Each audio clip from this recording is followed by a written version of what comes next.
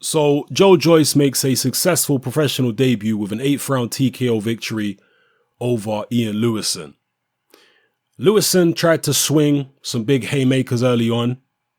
He was in terrible condition, which was disappointing, actually, because he had a 10-week training camp this time.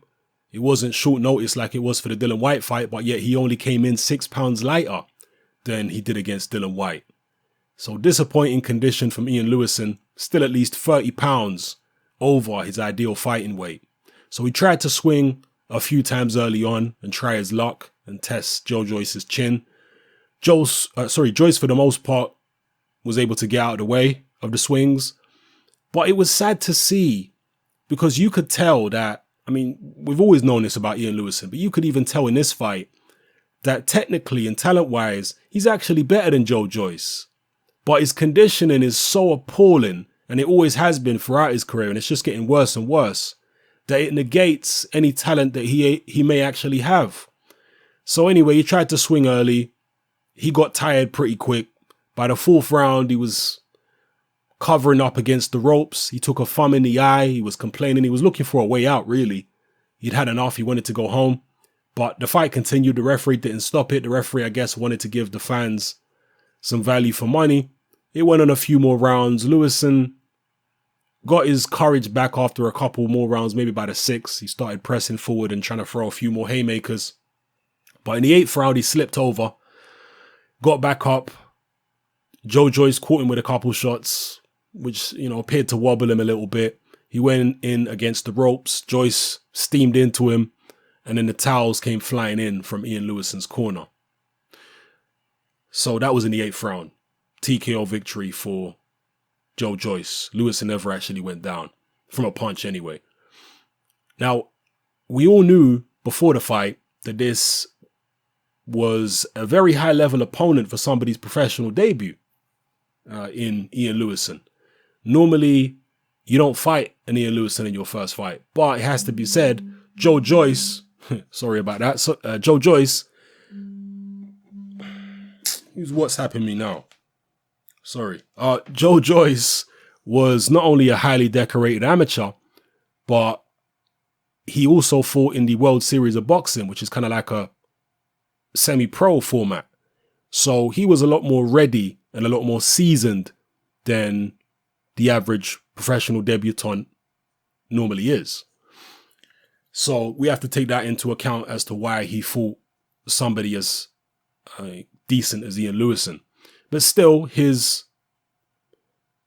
engine, his fitness, so on and so forth, was able to see him through against Lewison, who I believe is the more talented fighter than Joe Joyce. Now, Joyce never impressed me in the World Series of Boxing, and he never impressed me in his amateur career. I said about him, I think it was in the video I did about his fight in the Olympic final against Tony Yoka.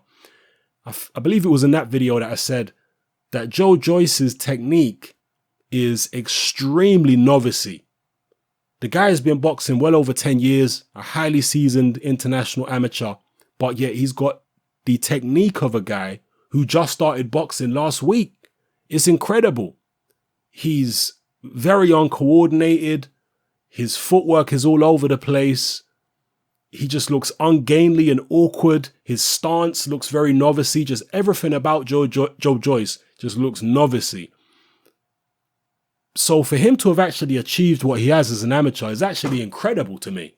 I don't know how he's done it. There's obviously something deeper going on there with Joe Joyce. I know he's got a great engine. They say he's got a great chin as well. And he's going to need a great chin in the pros because he looks very, very open to me. And he's a slow guy, an awkward guy, definitely not the most physically talented guy out there at all. So he's going to need a great chin because he's going to take some serious bombs on that chin. But yeah, despite the fact that he looks extremely novice-y, he achieved great things in the amateurs. Will it be the same in the pro game? Despite looking a mess, really, will he somehow make it work for him and achieve things at a good level in the pro game?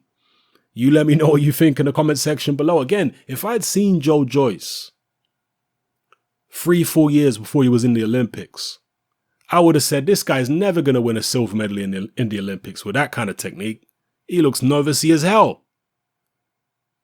But yet he went on to do exactly that. So I'm not even going to try and write Joyce off just yet, because again, as nervousy as his technique and his ability looks, somehow he made it work in the amateurs.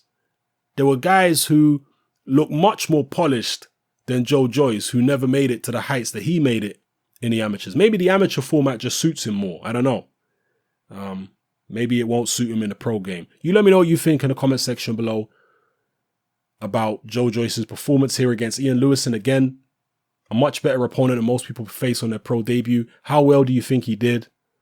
How far do you think he can go? How well do you think he's going to do against the winner of Dave Allen versus Leroy Thomas, the rematch? Because that's who they're looking to match Ian Lewison up against next. How do you think he'd do against Dave Allen? How do you think he'd do against Leroy Thomas? Let me know in the comment section, people. It's happening. I'm out.